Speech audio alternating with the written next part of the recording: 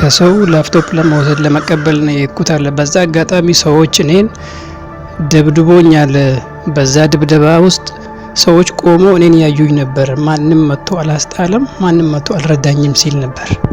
እኔ ምለው ግብረ ሰዶም መስራቱ እንዲህ የሚያስቀጠቅጠው መገደል ቢገደል እኔ በግሌ ምንም አይነት እንትን የለብኝም። እርኩሰትን የሚያስፋፋ ቢገደል ኦኬ ይገባል ብዬ ነው የማስበው። እኔ ግን የሚረዳኝ ሰው ሁሉም ሰው ቆሞ ነው እያየኝ ያለው ብሎ ጭራሽ መረዳት ይፈልጋል እንዴ ጋይስ?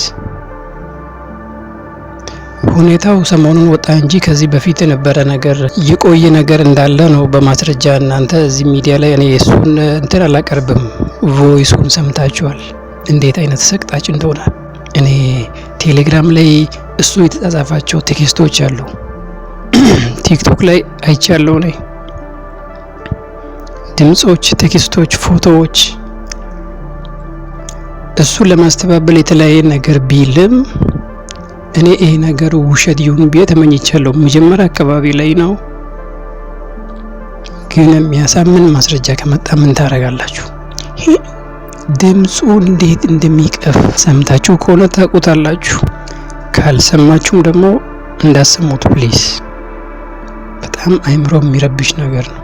እኔ ስለ ግብረ ሰዶም ምንድነው የሚፈልጉት? ቆይ እነዚህ ሰዎች ተፈጥሯዊ ነው እንዴ? ተፈጥሯዊ አይደለም፣ ከተፈጥሮ ውጭ ነው።